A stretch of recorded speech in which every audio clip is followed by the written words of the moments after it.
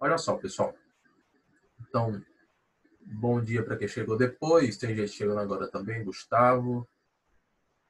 Nós, como eu falei aqui ainda há pouco, nós vamos dar continuidade ao nosso assunto. Nós concluímos na última aula a parte de organologia vegetal e a gente vai começar a fisiologia hoje. Observe só. Em todo o contexto aqui de reino plant, né? Nós estudamos classificação das plantas, observamos as características dos principais grupos taxonômicos, né? Briófitas, pteridófitas, gimnospermas e angiospermas. Fizemos uma relação entre eles, né? Quando chegamos em angiospermas, fizemos a subdivisão entre monocotiledôneas e dicotiledôneas, para que a gente pudesse trabalhar um pouco mais esses grupos a partir de seus tecidos e órgãos. Então, nós vimos tecidos com tecidos meristematicos, tecidos permanentes, observamos a importância de estudar tecidos primeiros e órgãos depois, porque quando a gente falou sobre órgãos, existia necessidade de a gente comentar um pouco sobre os próprios tecidos. Tá? Então, quando a gente falava de raízes, aí estava falando que na ponta das raízes você tem ali o tecido meristemático, você tem a região da coifa, zona de crescimento ou zona lisa, e a partir dessa estrutura é que você tem o funcionamento da raiz. Nas últimas aulas, nós falamos sobre os tipos de raízes diferentes, tipos de caules, de folhas, de flores, de frutos, né? Enfim, as estruturas principais das folhas e das sementes, né? Mas falamos também sobre os tipos de estruturas que a gente encontra. A exemplo, raízes respiratórias, né? Os pneumatóforos, falamos sobre raízes estrangulantes, falamos sobre caules do tipo tubérculo, enfim, nós falamos sobre órgãos vegetais, lembrando que a gente dividiu os órgãos em vegetativos de um lado, né, e reprodutivos do outro. Vegetativos não estão ligados diretamente à reprodução sexuada, enquanto que os reprodutivos estão relacionados diretamente com a troca de material genético para garantir a reprodução, garantindo maior variabilidade genética. Beleza. No contexto de reprodução sexuada, falamos também sobre as estruturas que garantem maior dispersão e polinização das plantas, né? Então, dispersão, a gente tem ali no contexto a estrutura das pétalas, estrutura mas principalmente as estruturas dos frutos e das sementes, né? Quando você tem os mecanismos de polinização, aí sim você tem principalmente pétalas, produção de néctar, cheiro da flor, enfim. Lembra desses pontos, tá? A relação entre eles acaba fazendo com que você não enxergue plantas unicamente pelo viés da botânica, mas você observa também o viés da ecologia, né? As relações ecológicas que estão relacionadas com a produção de estruturas, com a produção de estruturas reprodutivas, né? Não leia as estruturas reprodutivas, a organologia vegetal, como a gente fez, unicamente pelo viés da botânica, mas lembre sempre sempre que possível, fazer uma associação das outras pegadas que a gente pode utilizar para abordar a temática vegetal, né? Principalmente a pegada ecológica, tá? A ecologia, o assunto que vem permeando praticamente todos os assuntos da biologia, inclusive assuntos fora da biologia, né? Você fala sobre polinização, você está falando sobre economia também, né? Polinização garante a agricultura, aí você fala de economia, fala de geografia, fala de sociologia, fala sobre antropologia, desenvolvimento do ser humano, né?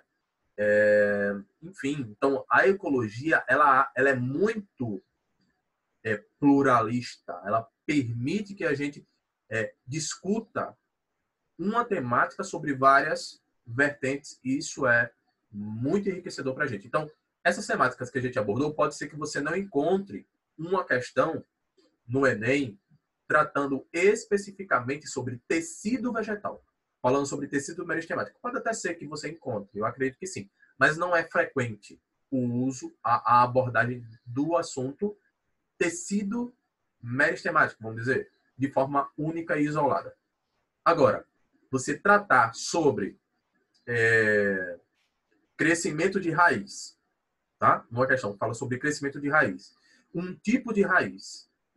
Aí fala sobre uma tribo que utilizou aquele tipo de raiz e a área que as pessoas utilizavam era um tecido meristemático, tá? Então você vê o contexto que está sendo trabalhado aí, um contexto geográfico, um contexto social, cultural, um contexto geopolítico, né, divisão, espaço, enfim. E você trabalha a questão de uma forma mais intensa porque ela aborda inúmeras vertentes. Então, sempre que possível, quando estiver estudando esses assuntos, tenta enxergar dessa forma, tá bom? Vamos lá. Hoje nós vamos falar sobre fisiologia vegetal. Nós já falamos da parte de histologia vegetal, classificação, falamos sobre características gerais, classificação, né, a parte sistemática vegetal. Nós falamos sobre a parte de histologia vegetal, ou seja, de tecidos. Falamos sobre organologia vegetal, o estudo dos órgãos das plantas. E hoje a gente vai falar sobre fisiologia vegetal. Fisio está relacionado com funcionamento. Quando a gente você sofre um acidente e necessita que uma parte do seu corpo que não está funcionando direito, mas ela queira que ela volte a funcionar direito, então a gente vai ao fisioterapeuta. Funcionamento. Fisiologia, estudo do funcionamento de alguma coisa, no caso aqui dos vegetais. Como os vegetais funcionam? Nós vimos como eles são classificados e como eles são estruturados. Mas como eles funcionam?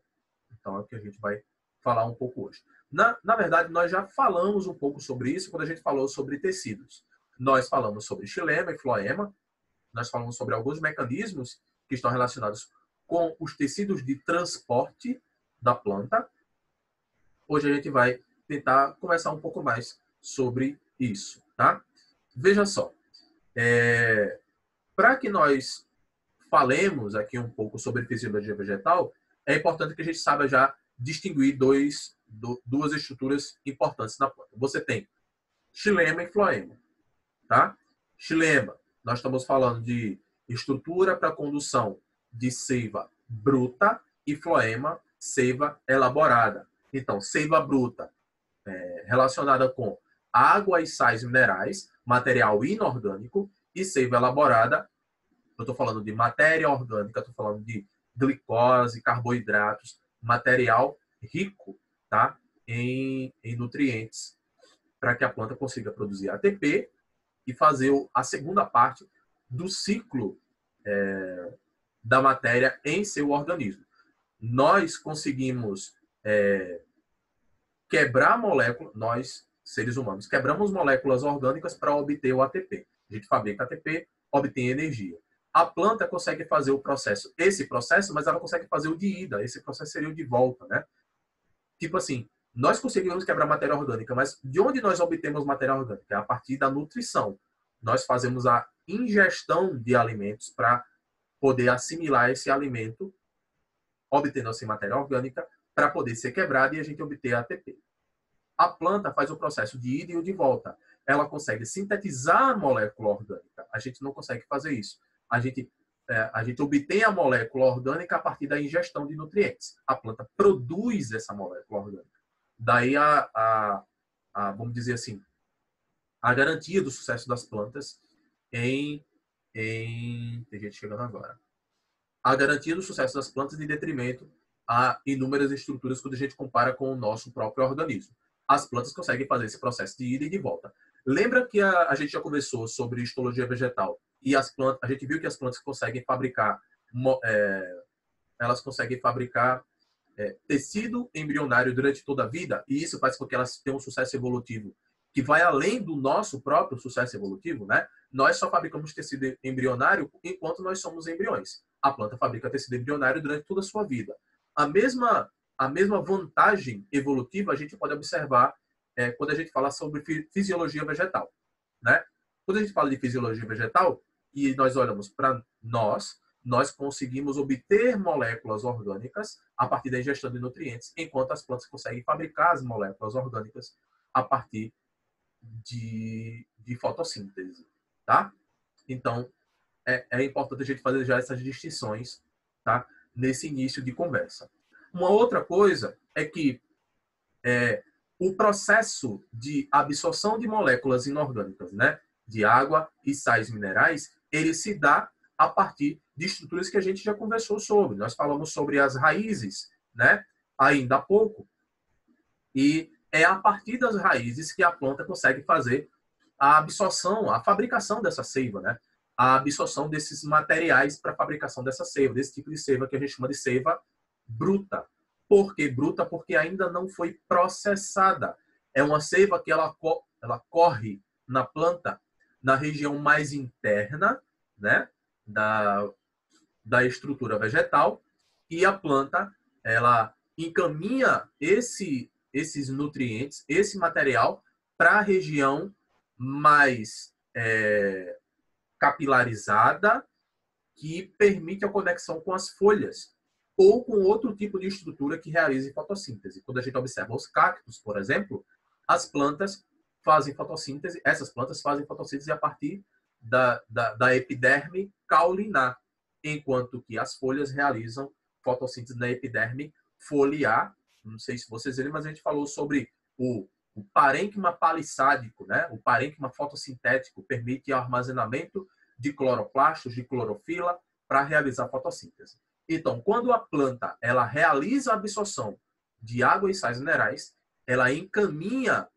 para essa região fotossintética, que tem a parênquima palissádico, para que ela possa realizar fotossíntese. Tá? Só que ela absorve a água e os sais minerais por toda a raiz ou tem uma estrutura específica da raiz? Aí eu posso dizer a você que há uma estrutura específica da raiz realmente para a realização da absorção dessa água e desses sais minerais. Tá? E nós falamos sobre isso. Essa regiãozinha que nós temos na raiz, que garante a absorção de água e sais minerais, é uma região que nós chamamos de zona pilífera. Não sei se vocês lembram, mas a ponta da raiz é chamada de coifa. Depois da coifa, nós temos uma zona chamada de zona lisa, ou zona de crescimento. Essas zonas têm uma quantidade muito grande de tecidos meristemáticos, ou seja, que estão em mitose o tempo todo. E depois da zona de crescimento, ou zona lisa, existe a formação de pequenos pelos, tá? Pelos que a gente chama de pelos absorventes, tá? Que permite que a planta consiga absorver água. Ou seja, a atividade osmótica alta, tá? Alguém perguntar, qual é a característica principal da zona pilífera nas estruturas vegetais? Você pode colocar que é a intensa atividade osmótica. Ou seja, nós estamos falando sobre processos onde a água ela passa de um meio para outro. A água, não sei se vocês lembram de terem conversado, eu acho que a gente até fez uma pequena revisão que o pessoal pediu aí numa aula, foi comigo, né? Mas o assunto mesmo, né? A aula na Vera não foi comigo. A gente apenas conversou numa aula sobre transportes através de membrana. Então, nós vimos que as membranas celulares, elas são estruturas que permitem o transporte de algumas estruturas. Nós sabemos que as membranas celulares são semipermeáveis. Então, algumas estruturas conseguem atravessar e outras não. Isso porque ela possui uma estrutura, né?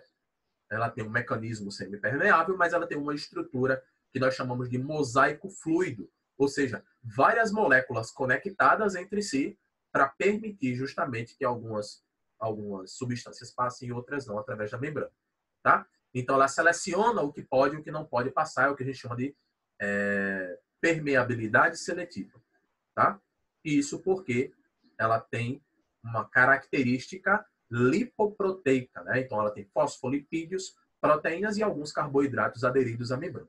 Só que por fora da membrana, nas células vegetais, por fora da membrana plasmática, elas vão possuir que tipo de estrutura? Lembra? Por fora da membrana plasmática, a planta ainda vai possuir a parede celular, que é ela é formada por celulose, tá?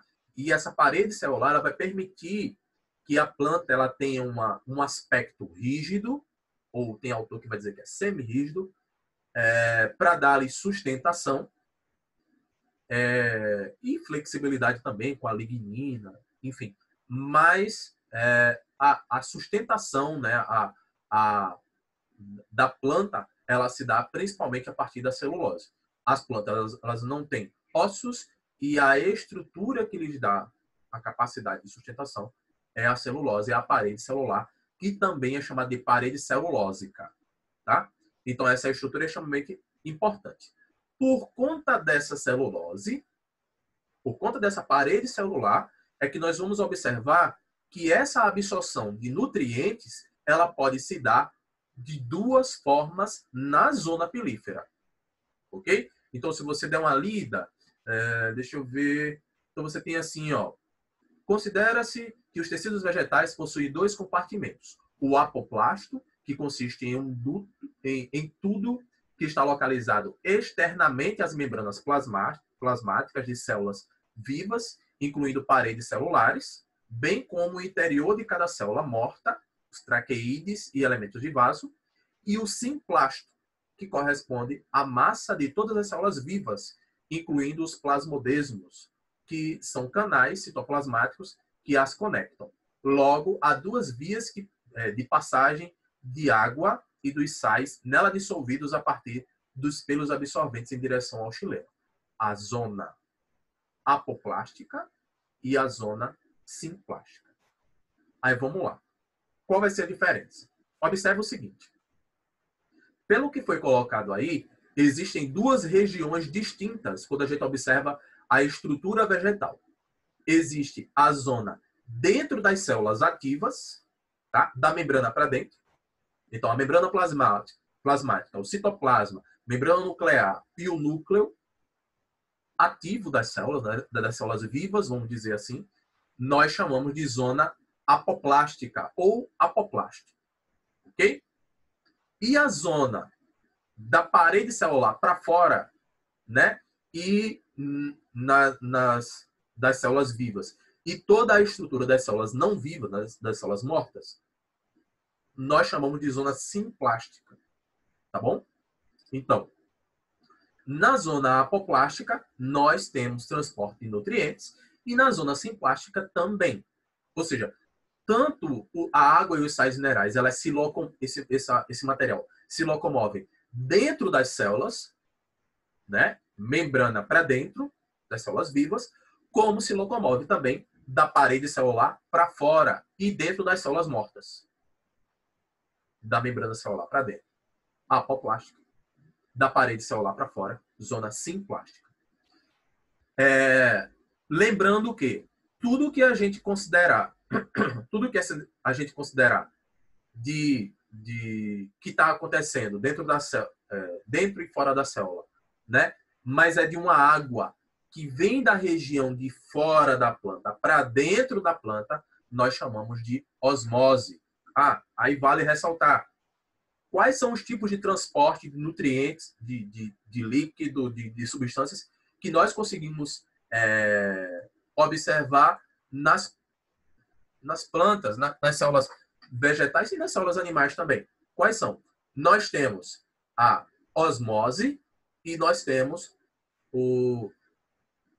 os transportes de soluto, né? Osmose é transporte de solvente, transporte de água, e nós temos o transporte de soluto.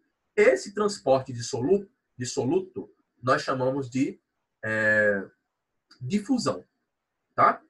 Essa difusão pode ser uma difusão facilitada, que é quando tem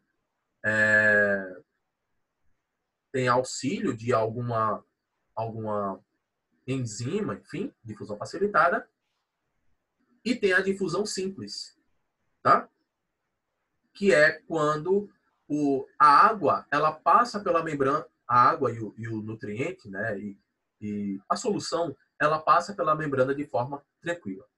O transporte ele pode ser, esse transporte dissoluto pode ser do tipo transporte ativo, que é quando gasta energia, ou pode ser transporte passivo, que é quando não gasta energia. Esse transporte passivo pode ser difusão facilitada ou difusão simples. Então, eu acredito que vocês lembrem de ter visto isso, acho que no primeiro ano, tá? Quando você via citologia, né? Aí você estudava ali o que são membranas, né? Acho que era a primeira, pode ser, né? Que você tenha visto isso. Na primeira parte de citologia, você fala sobre tipo de célula procarionte, eucarionte, organismo unicelular, pluricelular, falava que membrana, citoplasma, núcleo, falava diferença de célula procarionte e eucarionte, exemplos, e depois via transporte através de membranas. Aí sim você tinha osmose, transporte simples, transporte ativo, transporte passivo, difusão facilitada e difusão simples. Era basicamente isso. Ou seja, se a gente está falando sobre transporte de água, aqui nesse contexto, a gente vai lembrar que é osmose. Se é transporte de soluto, aí nós falamos que pode ser transporte ativo ou transporte passivo. Então vamos lá. Se o transporte acontecer aqui, ó, na via apoplástica, a gente vai entender o seguinte, ó, a água do solo umedece a parede celular dos pelos absorventes e, por embebição, essa umidade passa entre as células, sem atravessar a membrana plasmática ou citoplasma. Esse trajeto lento e constante é feito até a endoderme, quando as estrias interrompem a passagem. Tá? Para que a água penetre o cilindro vascular, ela tende a atravessar a membrana plasmática e o citoplasma das células endodérmicas por osmose. As estrias também evitam que os sais minerais que já entraram no cilindro vascular retornem ao córtex. Então, na via apoplástica, a gente vai ter, ó, aqui, ó, a gente vai ter a água entrando aqui pelo pelo absorvente, tá? E ela passa aqui entre as estruturas celulares, tá? Para que possa chegar no xilema, né? E ser encaminhada de forma ascendente até as estruturas fotossintéticas, que pode ser o caule ou as folhas. Se nós falarmos de via simplástica, a gente está falando que a água vai entrar aqui pelo absorvente, atravessa a membrana celular e ela vai de célula a célula, ok? Atravessando as membranas até chegar na zona xilemática para poder ser encaminhada de forma ascendente também até as estruturas fotossintéticas, tá? Beleza. Quando a gente falar desse transporte, de modo que a gente está falando que o transporte é de água puramente, nós estamos falando de osmose. Mas, quando a gente falar sobre o transporte de sais minerais, nós estamos falando de transporte ativo ou passivo, né? Geralmente, transporte ativo. Agora, veja só. Não sei se vocês lembram também de ter falado o seguinte. Esse processo ele vai ser realizado, no caso da água, sendo levada de uma região para outra, sempre do meio onde eu tenho menor concentração de soluto para o meio onde eu tenho maior concentração de soluto. Sempre nessa direção. A água sempre vai ser encaminhada dessa forma. De onde eu tenho menos concentração de soluto para onde eu tenho maior concentração de soluto. Ok? Para que a gente possa compreender melhor. Se eu pegar um pedaço de carne, eu quero fazer um churrasco, pego um pedaço de carne e eu coloco sal grosso por cima, pedaço de carne crua, né? E eu coloco sal grosso por cima, e eu esperar um pouco de tempo, você vai observar que a carne ela vai começar a perder água. Que é o quê? A água passando de onde tem menos concentração de sal, que é dentro da célula da carne, para onde tem maior concentração, na parte de fora, onde eu coloquei aquele sal todo. Ela vai começar a desidratar. Isso é um movimento comum da água de onde eu tenho menos concentração de soluto para onde eu tenho maior concentração de soluto. Tá? A água migra dessa forma. Já os sais, os nutrientes, as moléculas, o soluto, ele vai passar de onde a concentração é maior para onde a concentração é menor, se for para o transporte passivo, né? Difusão simples ou difusão facilitada. A gente diz que acontece a favor do gradiente de concentração, de onde tem mais moléculas para onde tem menos moléculas. Ok? Então, se você tem muitos nutrientes no solo, a planta consegue absorver os nutrientes, porque está indo de onde tem mais concentração para onde tem menos concentração. É assim que funciona. Tá? De onde tem mais concentração para onde tem menos concentração. Agora, se você tiver um tipo de soluto que tem pouco, e mesmo assim tem pouco no solo, mas mesmo assim ele precisa entrar na planta, aí o transporte ele vai ser de forma ativa, de chama de transporte ativo. Vai ter que ter gasto de energia para que ele possa entrar na planta. A planta vai gastar energia para poder absorver aquele tipo de nutriente. Tá? Então a gente chama de bombeamento ativo ou transporte ativo. Ok? Então nós temos justamente esses dois tipos. A passagem de água pelas células vivas do cilindro central na direção dos vasos linhosos pode acontecer por osmose, já que os elementos traqueais são hipertônicos, ou seja, tem muito nutriente, né? Geralmente tem uma concentração maior do que a parte de fora, então a água entra para diluir aquele nutriente que está dentro das regiões dos elementos traqueais, dos vasos de condução.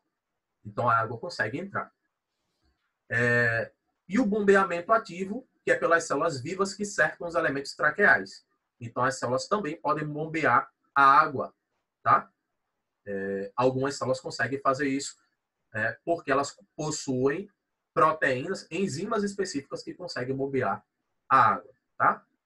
As aquaporinas, tá? A força para que a absorção de água ocorra tem origem nas partes aéreas da planta, que perdem água por meio da transpiração. Aí, não sei se vocês lembram que tipo de estrutura é essa, né? Que faz com que a planta perca água por transpiração, por evapotranspiração. Aí eu posso lembrar a vocês que são os estômatos. Na região... Deixa eu ver se tem algum aqui. Aqui, ó. Na região das folhas, nas regiões fotossintéticas, a epiderme vai apresentar esse tipo de estrutura, que vai ser o estômato, que ele vai abrir ou fechar, dependendo da condição hídrica e dependendo da condição de soluto da planta. Se a planta tiver, vamos lá, num lugar que tem muita insolação, tem muito sol, ela vai perder água. Tá? Vai perder água. Por quê? Porque para que ela possa fazer a fotossíntese, a água vai chegar até as folhas e à medida que ela for chegando, o vapor de água vai sendo eliminado a partir dos estômatos. Agora, isso só vai acontecer se ela tiver água suficiente dentro dela e chegando nela a partir das raízes. Então, à medida que ela vai absorvendo água, vai realizando fotossíntese, ela vai perdendo água se tiver luminosidade.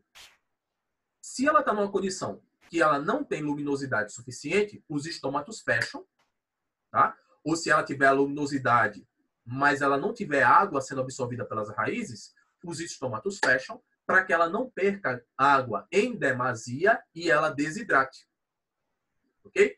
Então, os estômatos são controlados, a abertura e fechamento dos estômatos vai ser controlada pela disponibilidade de água no solo, pela temperatura, pela luminosidade e pela taxa fotossintética. Se ela faz muita fotossíntese, ela perde mais água. Se ela faz menos fotossíntese, ela perde menos água. Então, os estômatos é que vão regular isso daí. Como é que vai acontecer? Quando amanhece o dia, você pode observar que as plantas elas estão no verde mais escuro. Por quê? Porque elas não tiveram a fase clara da fotossíntese durante a noite, armazenaram muita água durante a noite, absorvendo pelas raízes, e não teve luminosidade para ela fazer a segunda fase da fotossíntese, a fase clara, Então, ela vai fazer o seguinte, ela vai armazenar muita água nos vacúolos, okay? No parênquima aquífero delas. Vai armazenar muita água. Quando é durante o dia, com a insolação, a luminosidade, a taxa fotossintética aumenta, ela abre os estômatos e vai perdendo água, vai perdendo água. Só que à medida que ela perde água, os estômatos vão fechando, vão fechando, vão fechando, vão fechando, até que ela perde a água no nível que ela considera, não que ela considere, né, mas no nível que seja interessante para a planta, ela vai perdendo água, até que os estômatos fecham e ela não perde mais água por evapotranspiração. Então, os estômatos é que vão delimitar se a planta precisa absorver mais água ou não. Tá? A planta consegue absorver mais água durante a noite, justamente porque a taxa fotossintética dela diminui, armazenando essa água durante a noite para que ela possa ir perdendo durante o dia. Tem algumas plantas, inclusive, que elas têm mecanismos específicos para controlar essa abertura e fechamento dos estômatos. Tem planta que vira a folha para cima, enquanto ela tem água suficiente para ela ter taxa fotossintética, o estômago aberto direitinho, e durante o dia ela vai virando o estômago para baixo. Tá? A folha vira para baixo. Quando a folha vira para baixo, o estômago vai fechando também e a taxa fotossintética dela diminui. Você pode observar que tem plantas que conseguem ficar mais rígidas durante o dia de manhã e depois durante o dia, ao longo do dia, essa rigidez que era por conta da água, ela vai se perdendo e ela vai ficando mais flácida. Quando chega no final do dia, foi tanto sol, foi tanta perda de água que ela vai ficando mais flácida. Os tecidos vão ficando mais flácidos. Tá? Então a gente pode entender dessa forma. A gente sabe que esse processo de entrada de água não vem só água, vem água e sais minerais. Então, grande parte dos sais minerais não pode ser absorvidos passivamente. A planta precisa do sal, mas ela não tem menos sais dentro do que fora. Ou seja, não vai acontecer o transporte passivo, né? De onde tem maior concentração de sais para onde tem menor concentração de sais. Às vezes ela precisa de sais de fósforo, mas ela tem uma quantidade maior de sais dentro dela do que fora dela. Mas às vezes assim ela precisa ainda, tá? Então ela vai precisar que seja realizado o transporte passivo, tá? Quando esse sal ele passa do meio externo para o meio interno da planta, a gente diz que está acontecendo transporte ativo, tá? Se for de onde tem menor concentração para onde tem maior concentração, a gente chama de transporte ativo. Se vier de um meio que tem maior concentração para um meio que tem menor concentração, vai ser transporte passivo. Sobre a transpiração vegetal, nós já falamos um pouco sobre, né? Nós já entendemos que os estômatos e as raízes meio que se conversam para que a água ela seja absorvida e, enfim, utilizada pela planta, né? Transportando nutrientes. E você pode se perguntar, inclusive, como é que a planta ela consegue mandar a água que está na parte de baixo para a parte de cima, né? A água que está ali sendo absorvida pelas raízes serem mandadas ali para a parte das folhas, né? E é justamente pelos mecanismos dos estômatos. A abertura e o fechamento dos estômatos faz com que a água que está sendo perdida nas folhas seja reposta pelas raízes, tá? De forma comum, de forma, vamos dizer assim, de forma, não era forma comum que eu ia colocar, mas de forma natural, a água ela vai sendo levada para cima, né, para a região das folhas, por conta da evaporação que acontece nas folhas. E à medida que a evaporação vai acontecendo nas folhas, as células das folhas absorvem água, já vou pensando na raiz, mas absorvem água que está vindo das raízes. Mas é mais ou menos o seguinte, a célula de cima absorve água da célula de baixo. A célula de baixo, porque perdeu água, absorve da de baixo. E vai absorvendo da de baixo, absorvendo da de baixo, tudo por osmose, até que a raiz, lá embaixo, ela absorva a água do meio externo. Tá? Quando ela absorve a água do meio externo, a planta ela vai ter mais água, ela vai estar túrgida, nós falamos isso, e o estômago ele vai se manter aberto.